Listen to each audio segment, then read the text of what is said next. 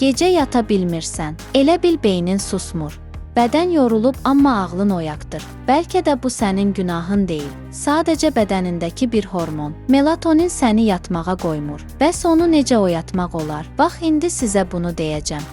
Dəyərli izləyicilər, videoların analitikasına baxanda çox az adamın abunə olduğunu görürəm. Bizə dəstək olmaq üçün videoya abunə olub bildirimləri açmağı unutmayın. Yuxusuzluq dövrümüzün geniş yayılmış problemlərindəndir.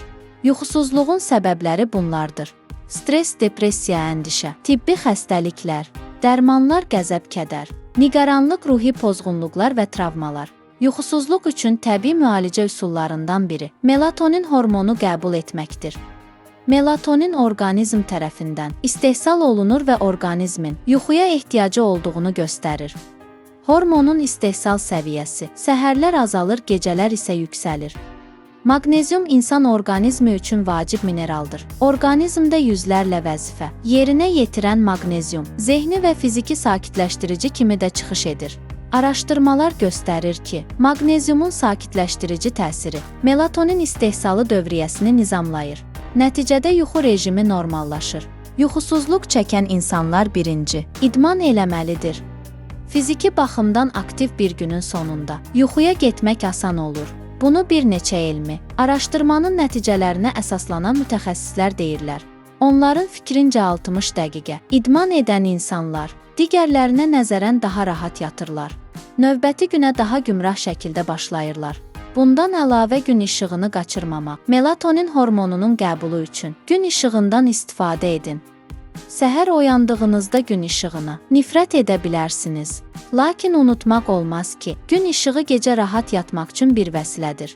Gün işığı orqanizmə öz bioloji saatını xatırladır. Beləcə orqanizmdə melatonin istehsalının dövriyyəsi nizama düşür. Başqa sözlə, gün işığı bioloji saatımızı qurur. Orqanizmin özünü nə vaxt gümrah, nə vaxt yorğun hiss etməsinə anlamasına kömək edir. Bəs yuxu gətirən bitkilər hansılardır? Birinci, pişikotu köküdür. Pişikotunun kökü yuxuya getməyə kömək edir. Onun müntəzəm istifadəsi olduqca müsbət nəticə verir. Uzun müddətli istifadəsi haqqında geniş araşdırmalar aparılmasa da, yuxusuzluq zamanı məsələni yoluna qoyduğu isbatlanıb. Yatmamışdan 30 dəqiqə əvvəl pişikotunun kökündən çay hazırlayıb içmək lazımdır.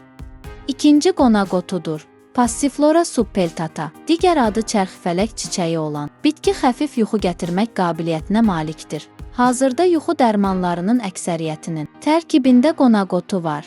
Dadının cəlbedici olması da bu bitkinin seçilmə səbəblərindəndir.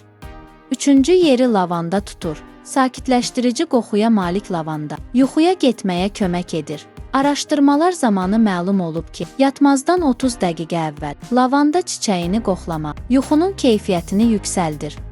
Dördüncü, ginkgo bilobadır. Faydalarını saymaqla bitməz. Bitki yuxuya getməyi asanlaşdırır. Stressi azaldır, bununla belə uzun müddətli istifadəsi tövsiyə olunmur. Beşinci, çoban yastığıdır. Sakitləşdirici qabiliyyəti olan çoban yastığı stressi azaldır, əndişəni yox edir. Yuxuya getməyə qoymayan psixoloji təsirləri üstələyir. Nəticədə insan yuxuya getməkdə çətinlik çəkmir. Heç bir əks təsiri və zərəri olmayan çoban yastığı hər yaşda olan insanlar üçün xeyirlidir. Bəs sizin yuxusuzluq probleminiz olubmu? Olubsa öhdəsindən hansı yollarla gəlibsiniz, rəylərdə yazın. Faydalı məlumatlar üçün mənim kanalıma abunə olub bəyənməyi unutmayın. Bu videoda bu qədər. İzlədiyiniz üçün təşəkkürlər.